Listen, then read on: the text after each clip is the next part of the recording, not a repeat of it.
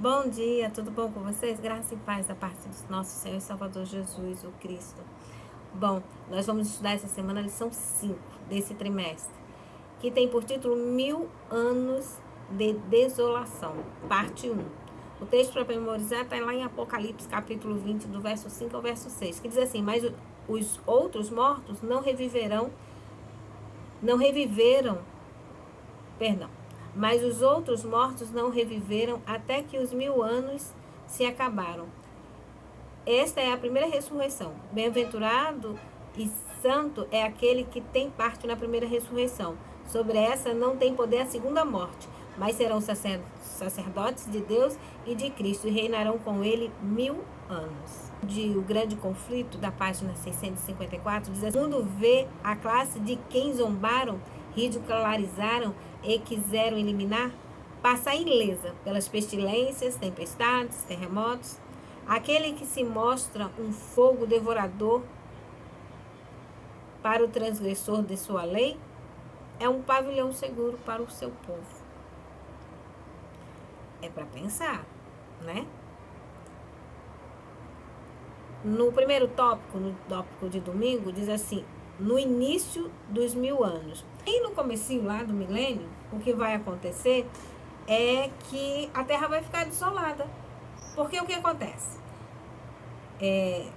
Bem-aventurados os santos, aqueles que têm parte na primeira ressurreição. Os santos são ressuscitados, né? Quando Jesus vem com poder e grande glória, ele chama os seus santos, eles são ressuscitados. Os que estão vivos serão transformados e são levados para o céu. E os que ficam mortos não são ressuscitados. Os que estavam vivos, ímpios, morrem. E aí a terra fica desolada. O texto de Jeremias 4, 23, 27 diz assim: olhei para a terra e ei-la sem forma e vazia, para os céus e não tinha luz. Olhei para os montes e eis que tremiam, e todos os outeiros estremeciam. Olhei e eis que não havia homem nenhum, e todas as aves do céu haviam fugido. Olhei ainda e eis que a terra fértil era um deserto, e todas as suas cidades estavam derribadas diante do Senhor, diante do furor da sua ira. Pois assim diz o Senhor: toda a terra será assolada, porém não a consumirei de todo. Essa é a situação da terra. Ela vai estar desolada. Respondendo essa pergunta, né? O que acontece ali no começo do milênio. A pergunta B diz assim: quem Cristo chama a vida nessa primeira ressurreição e quando isso acontece? E aí a gente tem essa resposta: quem Cristo chama a vida, né? Nessa primeira ressurreição. Depois, primeiro, né? O que acontecerá, né? Com os que estão mortos, né? O que acontece? A pergunta é: quem Cristo chama a vida nessa primeira ressurreição? A resposta está lá em 1 Tessalonicenses 4,16. Porque o mesmo Senhor descerá do céu com alarido, e com voz de arcanjo, e com a trombeta de Deus. E os que morrem em Cristo ressuscitarão primeiro. Olha que coisa boa. Então, quem Cristo chama a vida nessa primeira ressurreição? E quando isso acontece? Está escrito aqui, né? Porque o mesmo Senhor descerá do céu com alarido e com voz de arcanjo e com a trombeta de Deus, e os que morreram em Cristo ressuscitarão primeiro. Quem ressuscitará primeiro são os mortos em Cristo, né? Quando isso acontece?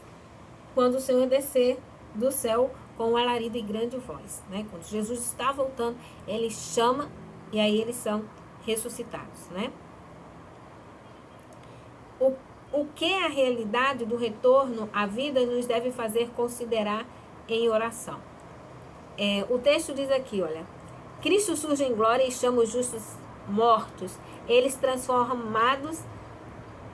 transforma os santos vivos, reúne-os aos recém-ressurgidos e ordena aos anjos que os ergam da terra para encontrar o Senhor nos ares. Em seguida a terra fica tal qual um deserto, desolada. Pronto.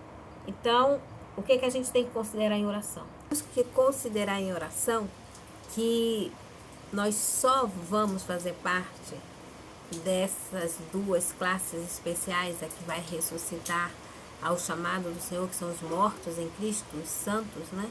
e os que estarão vivos e que são obedientes à palavra de Deus, os vivos santos, digamos assim, nós só vamos fazer parte de um desses dois grupos se nós realmente cremos na salvação que nos é concedida pela infinita misericórdia e graça de Jesus Cristo. Só pelo sangue de Jesus Cristo é que nós estaremos entre uma das duas classes, ou dos que vão ressuscitar primeiro, ou dos que serão transladados para as alturas dos céus.